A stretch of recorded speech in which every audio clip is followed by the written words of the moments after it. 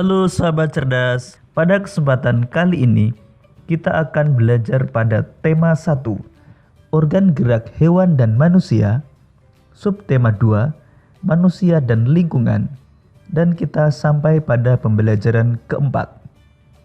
Sahabat cerdas, sebelum kita mulai pembelajaran kita, jangan lupa untuk berdoa terlebih dahulu.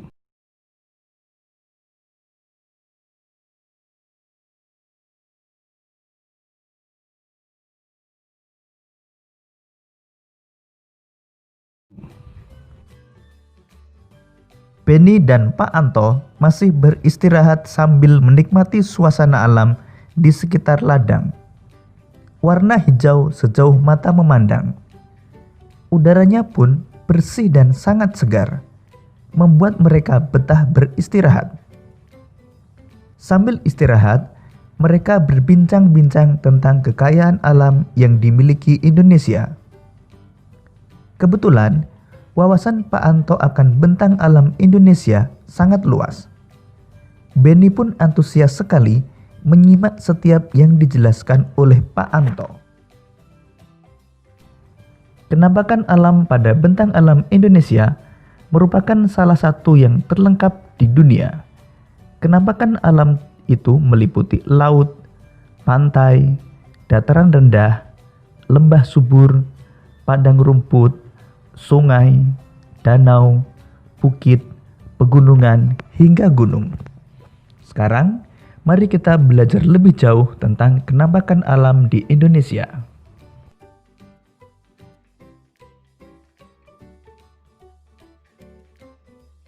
Amatilah keempat gambar penampakan berikut. Kemudian berilah tanda centang pada gambar yang menunjukkan penampakan alam yang ada di Indonesia. Dan berilah tanda silang pada gambar yang menunjukkan penampakan buatan yang ada di Indonesia. Gambar pertama gunung, merupakan penampakan alam. Gambar kedua sungai, merupakan penampakan alam. Gambar ketiga danau, merupakan penampakan alam. Dan gambar keempat bendungan, merupakan penampakan buatan. Sahabat cerdas, dari gambar tersebut kita mengetahui ada penampakan alam dan penampakan buatan. Lalu apa itu penampakan alam dan penampakan buatan? Mari kita belajar lebih jauh mengenal penampakan alam dan penampakan buatan.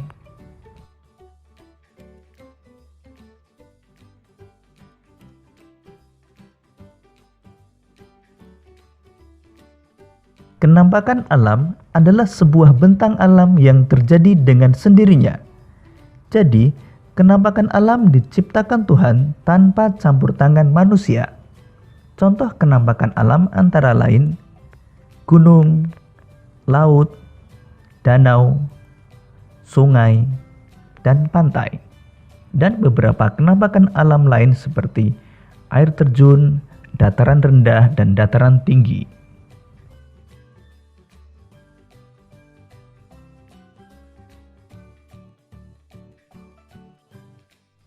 Sedangkan penampakan buatan adalah penampakan yang dibuat manusia untuk kepentingan tertentu. Contohnya, waduk, sawah, jalan, pemukiman penduduk, dan bandara. Dan beberapa penampakan buatan lain seperti terminal, pasar, dan lain sebagainya. Sahabat cerdas, penampakan alam pada bentang alam Indonesia merupakan salah satu yang terlengkap di dunia. Bentang alam di Indonesia sangat bervariasi. Masing-masing wilayah memiliki karakteristik masing-masing yang membedakan dengan wilayah lain di Indonesia. Sekarang, mari kita mengenal bentang alam di setiap pulau-pulau besar di Indonesia.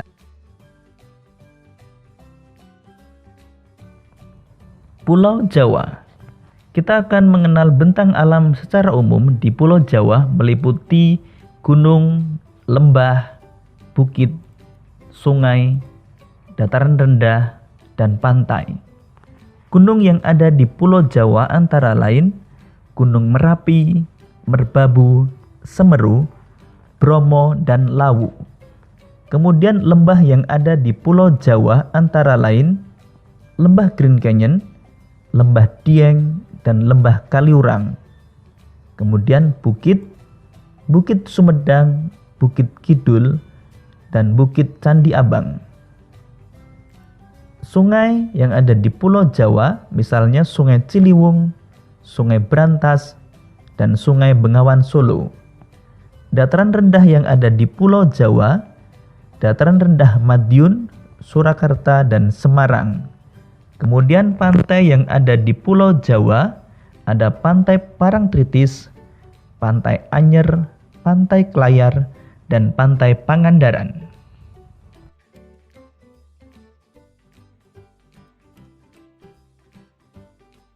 Pulau Sumatera.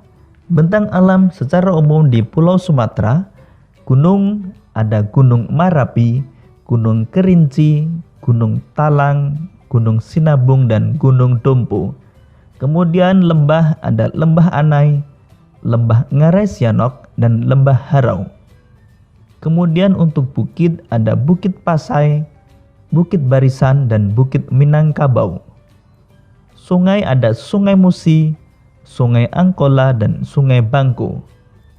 Dataran rendah ada Dataran rendah Asahan, Muaro Jambi, dan Kota Jambi.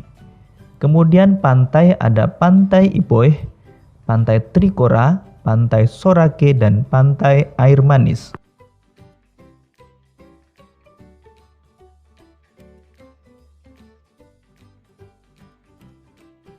Pulau Kalimantan. Bentang alam secara umum di Pulau Kalimantan, gunung ada Gunung Bukit Raya, Gunung Liangpran, Gunung Menyapa, Gunung Asing, dan Gunung Batu Tilan. Kemudian lembah, ada Lembah Bawang dan Lembah Kahung. Bukit, ada Bukit Lintang, Bukit Kelam, dan Bukit Langara. Kemudian sungai, ada Sungai Kapuas, Sungai Mahakam, dan Sungai Martapura. Dataran rendah ada Dataran rendah Redep, Pulau Kapuas, dan Ketapang. Kemudian pantai yang ada di Pulau Kalimantan ada Pantai Maratua, Selimpai, Tanjung Batu, dan Pantai Kubu.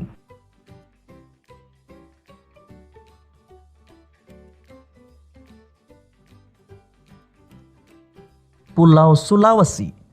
Bentang alam secara umum di Pulau Sulawesi. Gunung ada Gunung Latimojong, Gunung Tondano, Gunung Kelabat, dan Gunung Soputan. Kemudian lembah ada Lembah Lemelu, Lembah Rama, dan Lembah Biru. Kemudian bukit ada Bukit Barui, Bukit Luwu, dan Dataran Tinggi Wajo. Kemudian sungai ada Sungai Maraleng, kemudian Sungai Poso, dan Sungai Maraju. Dataran rendah ada Dataran rendah Mamuju, Maros, dan Bulukumba. Kemudian pantai ada Pantai Losari, Pantai Dato, Pantai Lakeba, dan Pantai Pulisan.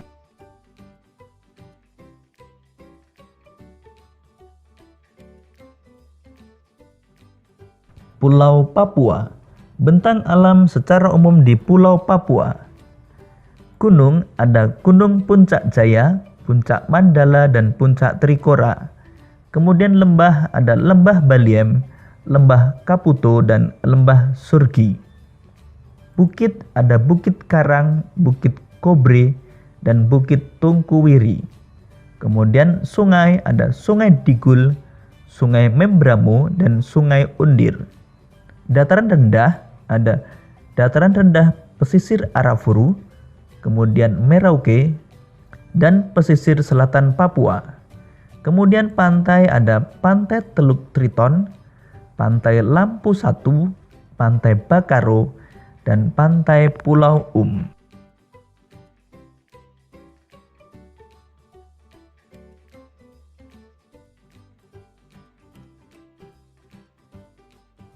Kepulauan Maluku. Bentang alam secara umum di Kepulauan Maluku antara lain gunung ada Gunung Binaya, Gunung Gamalama, Gunung Dukono, dan Gunung Gamkonora. Lembah ada Lembah Alimato, Lembah Agro, dan Lembah Manulesa. Kemudian bukit ada Bukit Masbait, Bukit Laguna, dan Bukit Tidore. Sungai ada Sungai Yaro, Sungai Apu, dan Sungai Eti. Kemudian dataran rendah ada dataran rendah Kei, dataran rendah Morotai, dan dataran rendah Seram. Kemudian pantai ada Pantai Ora, Pantai Guarici, Pantai Tobelo, dan Pantai Natsepa.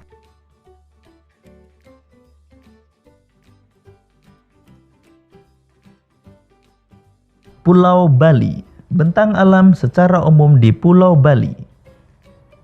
Gunung ada Gunung Agung, Gunung Batur, dan Gunung Bratan. Kemudian lembah ada Lembah Bidadari, Lembah Pantunan, dan Lembah Tukat Melangit. Kemudian bukit ada Bukit Belong, Bukit Campuhan, dan Bukit Batu Kursi. Kemudian sungai ada Sungai Badung, Sungai Petano, dan Sungai Nyuling. Dataran rendah ada dataran rendah Gianyar, dataran rendah Tabanan, dan dataran rendah Buleleng. Kemudian pantai ada Pantai Nusa Dua, Pantai Kuta, Pantai Sanur, dan Pantai Jimbaran.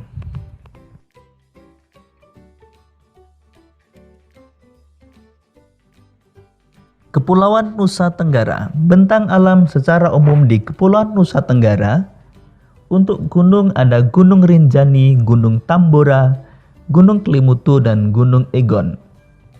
Lembah ada Lembah Rinjani, Lembah Hijau Lombok, dan Lembah Poundoa. Kemudian bukit ada Bukit Wairinding, Bukit Manduu, dan Bukit Merese. Kemudian sungai ada Sungai Wanokaka, Sungai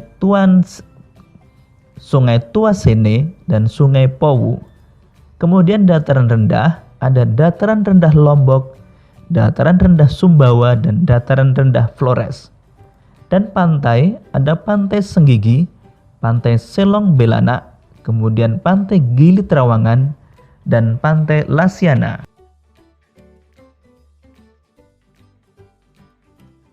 Demikian tadi sahabat cerdas, bentang alam yang ada di wilayah Indonesia. Bentang alam wilayah Indonesia yang bervariasi tidak terlepas dari keadaan iklim Indonesia. Lalu tahukah kalian apa itu iklim? Iklim adalah keadaan rata-rata cuaca pada suatu wilayah dalam jangka waktu yang relatif lama.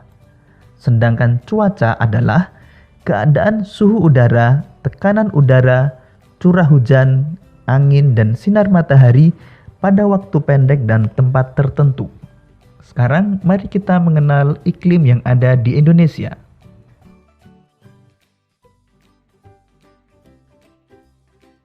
Letak astronomis Indonesia yang berada di wilayah tropis membuat Indonesia beriklim tropis. Ciri-ciri iklim tropis antara lain suhu udara yang tinggi sepanjang tahun, yaitu sekitar 27 derajat Celcius. Kemudian, perbedaan suhu pada musim kemarau dan musim hujan relatif kecil. Lamanya siang dan malam hampir sama, yaitu 12 jam. Serta curah hujan yang tinggi dan penyinaran matahari sepanjang tahun.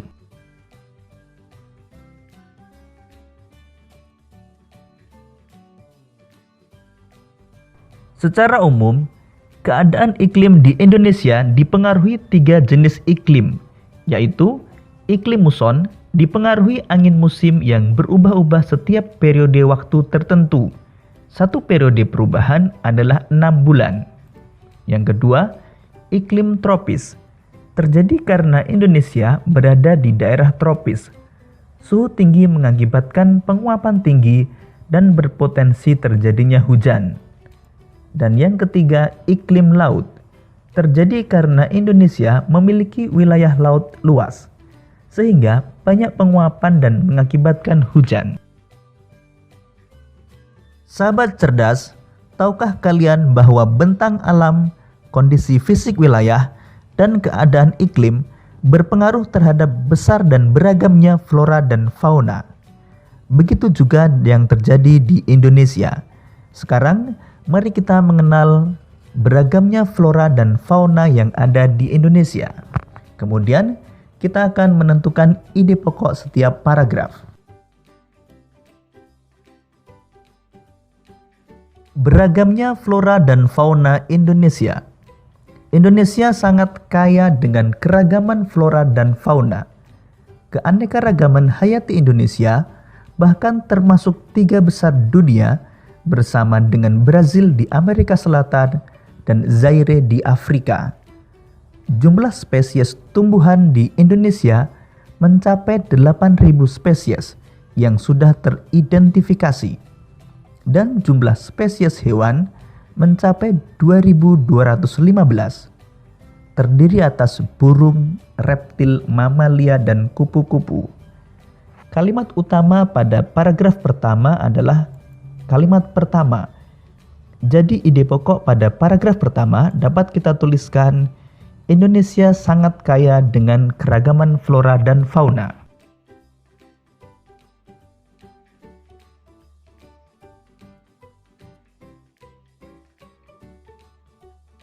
Banyak faktor yang menyebabkan kaya dan beragamnya flora dan fauna di Indonesia, seperti iklim. Iklim memiliki peranan penting bagi persebaran flora dan fauna di setiap daerah. Dalam iklim terdapat faktor kelembapan, suhu udara, dan angin. Kelembapan udara dan suhu udara sangat penting bagi pertumbuhan fisik tumbuhan. Sedangkan angin dapat mempengaruhi proses penyerbukan pada tumbuhan. Sebagai contoh, tumbuhan yang berada di iklim tropis akan tumbuh subur sepanjang tahun karena memiliki sinar matahari dan curah hujan yang cukup. Jika tumbuhan dapat hidup dengan baik di suatu daerah, maka akan memancing hewan-hewan untuk datang, karena tumbuhan merupakan bahan makanan yang penting bagi sebagian besar hewan. Bukti dari pernyataan tersebut dapat dilihat dan dibandingkan antara daerah dengan curah hujan tinggi seperti Indonesia dibandingkan dengan daerah gurun yang curah hujannya sangat kecil. Keanekaragaman flora dan fauna di Indonesia jauh lebih banyak dibandingkan dengan keanekaragaman flora dan fauna daerah gurun. Kalimat utama pada paragraf kedua terdapat pada kalimat pertama. Jadi ide pokok paragraf kedua dapat kita tuliskan, faktor iklim yang menyebabkan kaya dan beragamnya flora dan fauna di Indonesia.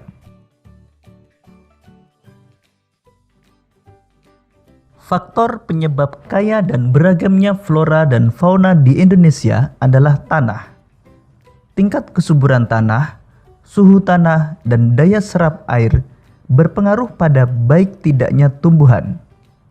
Tentunya, pertumbuhan tanaman di daerah yang tingkat kesuburan tanah, suhu tanah, dan daya serap airnya baik akan berbeda dengan daerah yang tingkat kesuburan tanah, suhu tanah, dan daya serap airnya kurang baik. Contoh perbedaan yang dikarenakan karakteristik kondisi tanah ini dapat dilihat dan dibandingkan antara hutan di Kalimantan yang subur dengan hutan di Nusa Tenggara. Kalimat utama pada paragraf ketiga adalah kalimat pertama, sehingga ide pokok dapat kita tuliskan, faktor penyebab kaya dan beragamnya flora dan fauna di Indonesia adalah tanah.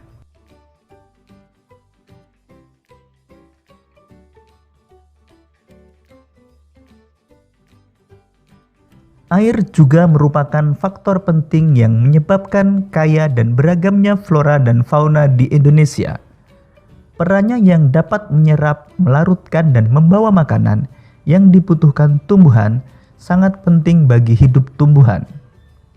Flora yang ada di daerah dengan curah hujan yang rendah memiliki keanekaragaman yang juga rendah dibandingkan dengan daerah yang memiliki curah hujan tinggi. Kalimat utama pada paragraf tersebut adalah kalimat pertama. Jadi, ide pokok dapat kita tuliskan, air juga merupakan faktor penting yang menyebabkan kaya dan beragamnya flora dan fauna di Indonesia.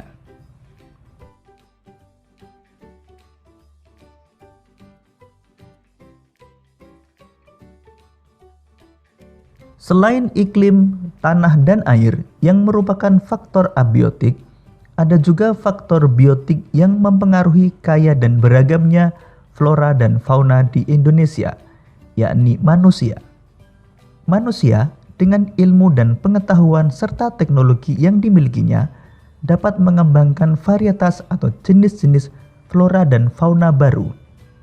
Begitu juga dengan tingkat mobilitasnya atau pergerakan, manusia bisa membawa dan menyebarkan flora dan fauna dari daerah satu dengan yang lain. Kalimat utama pada paragraf kelima terdapat pada kalimat pertama. Jadi ide pokok pada paragraf kelima dapat kita tuliskan faktor biotik yang mempengaruhi kaya dan beragamnya flora dan fauna di Indonesia, yakni manusia.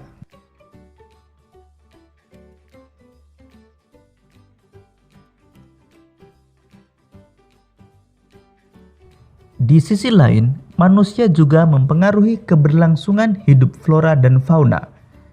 Pembangunan rumah, pembukaan lahan, penebangan besar-besaran, perburuan liar, serta pencemaran lingkungan adalah contoh perilaku dan sikap manusia yang bisa mengancam keberadaan dan keberlangsungan hidup flora dan fauna. Kalimat utama pada paragraf ke-6 terdapat pada kalimat pertama. Jadi ide pokok paragraf ke-6 dapat kita tuliskan, manusia mempengaruhi keberlangsungan hidup flora dan fauna di Indonesia.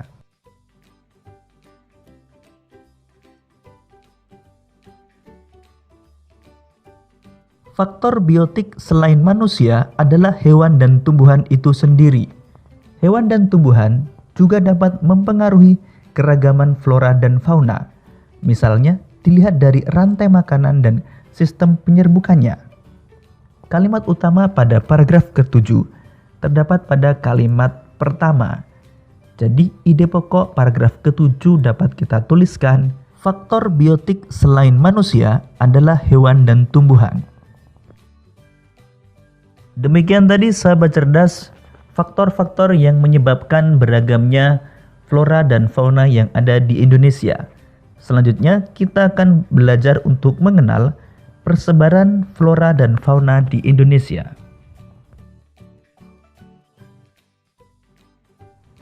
Persebaran flora di Indonesia dibagi menjadi dua, yaitu flora Indo-Malayan dan flora Indo-Australian. Flora Indo-Malayan meliputi kawasan Indonesia bagian barat, yaitu Kalimantan, Sumatera, Jawa, dan Bali. Sedangkan flora Indo-Australian meliputi kawasan Indonesia bagian timur, yaitu Sulawesi, Maluku, Nusa Tenggara, dan Papua. Flora Indo-Malayan memiliki karakteristik 1. Jenis meranti-merantian sangat banyak. 2. Terdapat berbagai jenis rotan. 3. Tidak terdapat hutan kayu putih. 4. Jenis tumbuhan matoa sedikit jumlahnya. 5. Jenis anggrek sedikit jumlahnya. 6. Terdapat berbagai jenis nangka. Dan yang ke-7, tidak banyak tumbuhan sagu.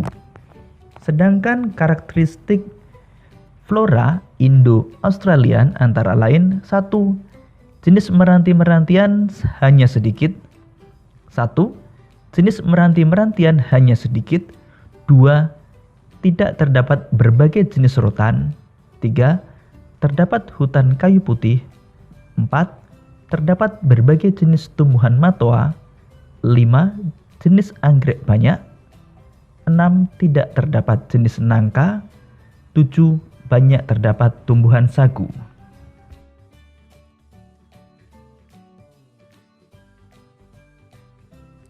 Persebaran fauna di Indonesia. Perhatikan peta persebaran fauna berikut ini. Menurut coraknya, fauna Indonesia dikelompokkan menjadi 3, yaitu fauna bagian barat, fauna bagian tengah, dan fauna bagian timur.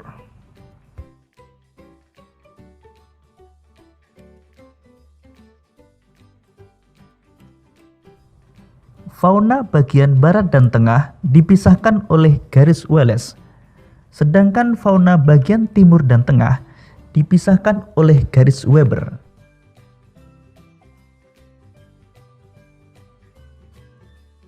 Fauna Indonesia bagian barat atau tipe Asiatis mencakup wilayah Jawa, Sumatera, Bali, dan Kalimantan. Contoh hewan yang termasuk tipe Asiatis antara lain gajah, badak bercula satu, harimau Sumatera, orang utan, dan beruang madu.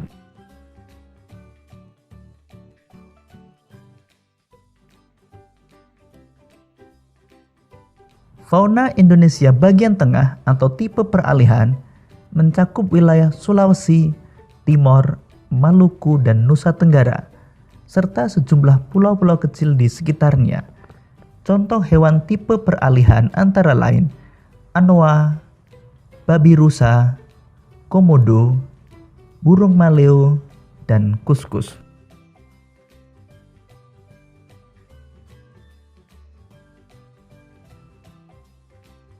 Fauna Indonesia bagian timur atau tipe Australis mencakup wilayah Halmahera, Papua, dan Kepulauan Aru.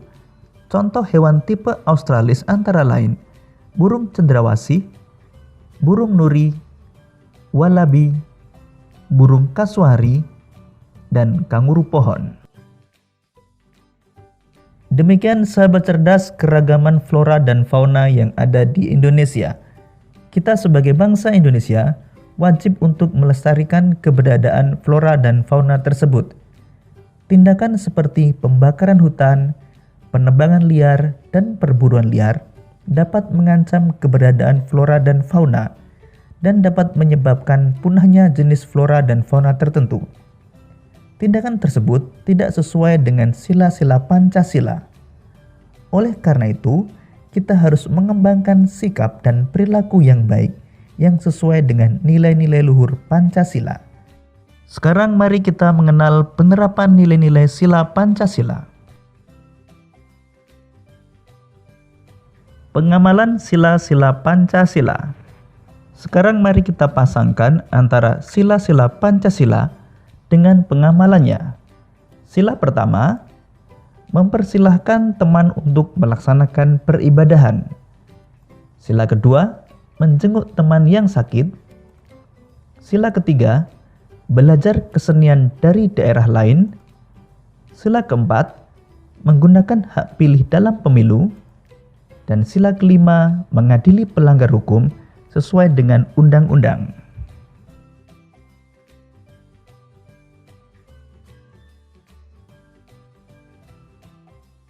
Perilaku yang sesuai dengan sila Pancasila. Amatilah gambar-gambar berikut, kemudian berilah tanda centang pada gambar yang menunjukkan perilaku yang sesuai dengan nilai-nilai Pancasila. Dan berilah tanda silang pada gambar yang menunjukkan perilaku yang tidak sesuai dengan nilai-nilai Pancasila. Gambar pertama, bersedekah, sesuai dengan sila Pancasila. Gambar kedua, berbuat jahil kepada teman, tidak sesuai dengan nilai Pancasila. Gambar ketiga, membersihkan lingkungan, sesuai dengan sila Pancasila. Gambar keempat, bergotong royong, sesuai dengan sila Pancasila. Gambar kelima, membuang sampah ke sungai, tidak sesuai dengan sila Pancasila. Gambar keenam, beribadah sesuai keyakinan, sesuai dengan sila Pancasila. Gambar ketujuh, menjenguk teman yang sakit, sesuai dengan sila Pancasila. Dan gambar kedelapan, berburu secara liar, tidak sesuai dengan sila Pancasila. Demikian tadi sahabat cerdas pembelajaran kita pada tema 1, subtema 2, dan pembelajaran keempat. Kita telah belajar tentang bentang alam yang ada di Indonesia, mengenal keragaman flora dan fauna di Indonesia, dan mengenal sikap yang sesuai dengan sila Pancasila. Sampai jumpa pada pembelajaran berikutnya. Tetap semangat dan selamat belajar.